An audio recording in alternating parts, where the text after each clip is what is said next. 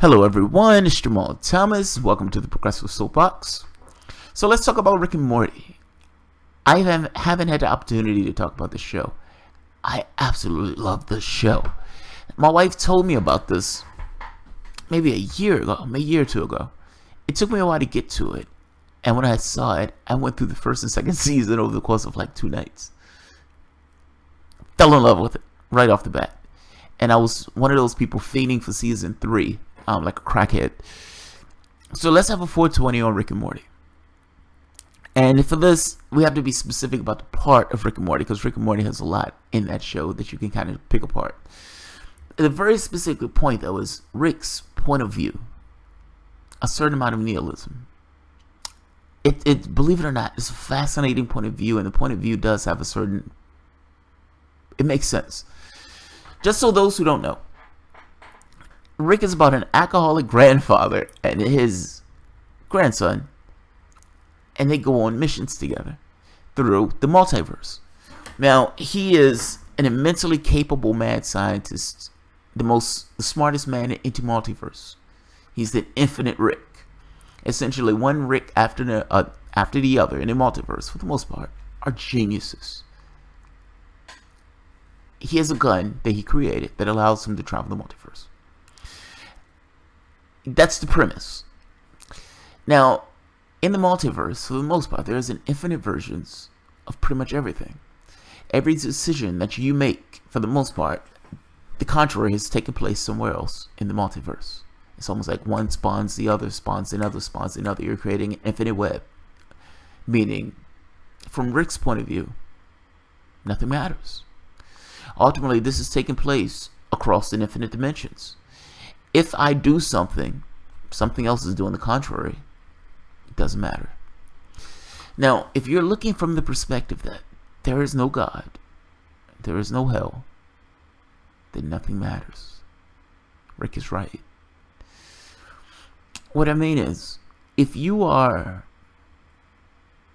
say for example, if a hammer has a purpose, like a hammer has a very specific purpose. A hammer bangs in nails. Sometimes it bangs in, angry attackers, bad ex-boyfriends. But it has a purpose. Somebody created it to do something.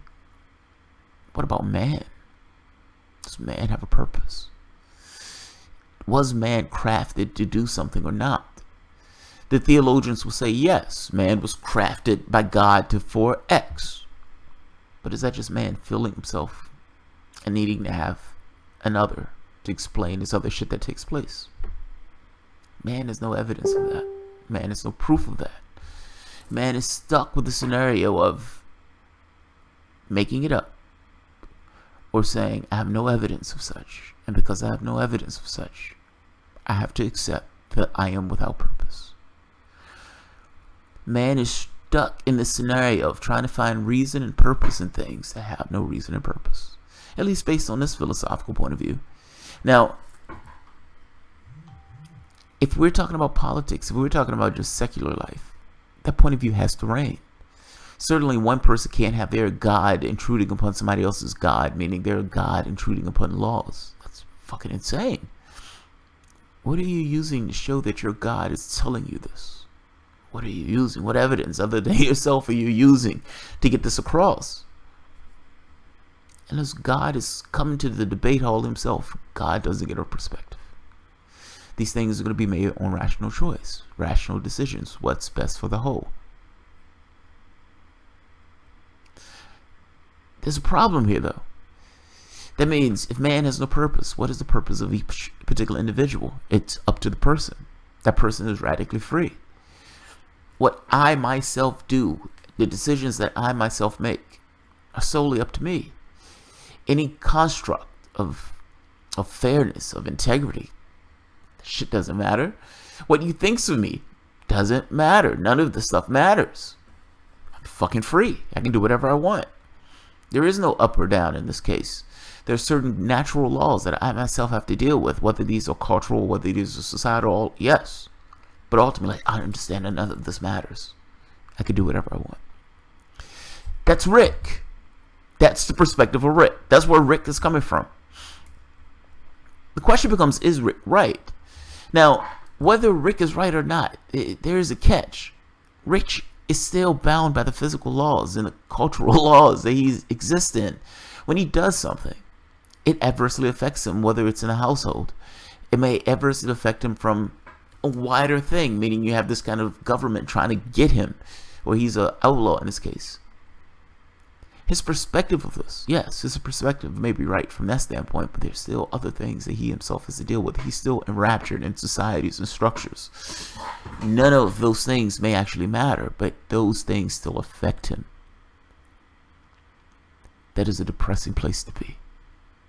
That is an immensely depressing place to be. To know that all of these things that people have created around themselves are bogus. The cultures they've created are bogus. The traditions are bogus. They don't exist.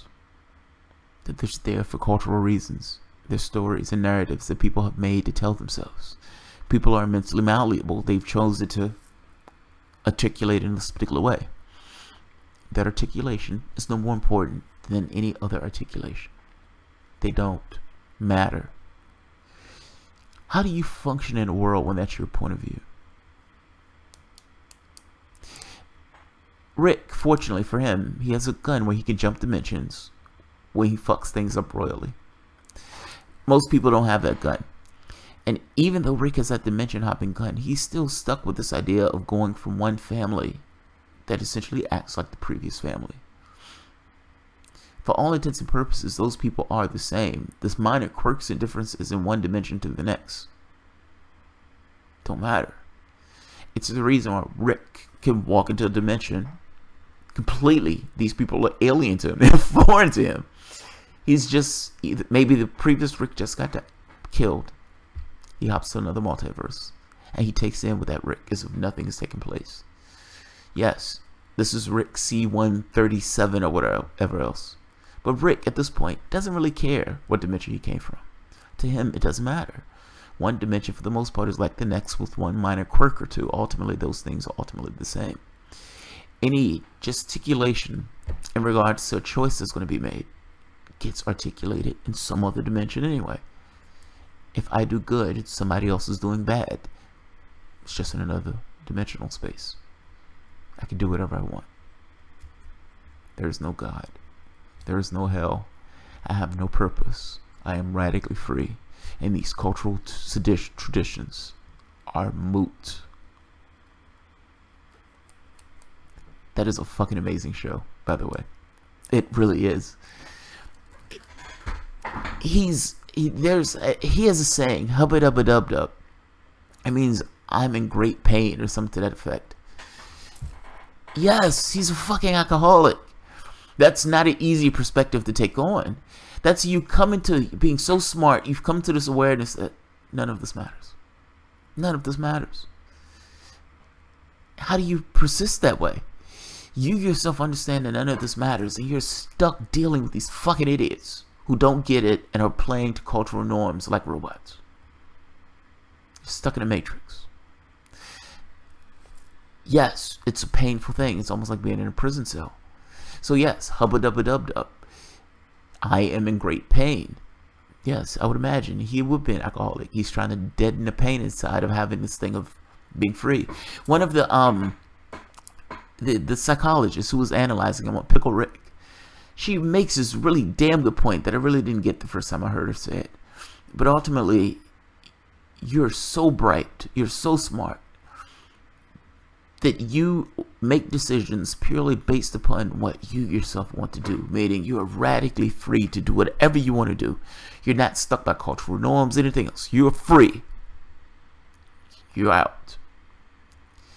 And yet you're stuck with the fact that these are just your decisions, meaning the consequences of those things are purely coming at you based upon your own choices. It's not necessarily an enviable place to be in. Now, mind you, I would imagine you would want to be in that place ideally, but he exists there almost by himself. And so he's the infinite Rick. He understands that this shit is ridiculous. It doesn't matter. I'm going to do whatever I want to do. I'm stuck with the consequences of doing whatever I want to do, but I'm going to do whatever I want to do. This is an empty, vacuous thing. I am free to do whatever I want to do. Yes, that's awesome. Oh my God, that's painful. Rick is a fascinating character. He is a fascinating character. Whoever writes that guy is amazing. It really is. Alright, I don't want to go too long on it. Alright guys, I'll upload this when I get the chance. Thanks.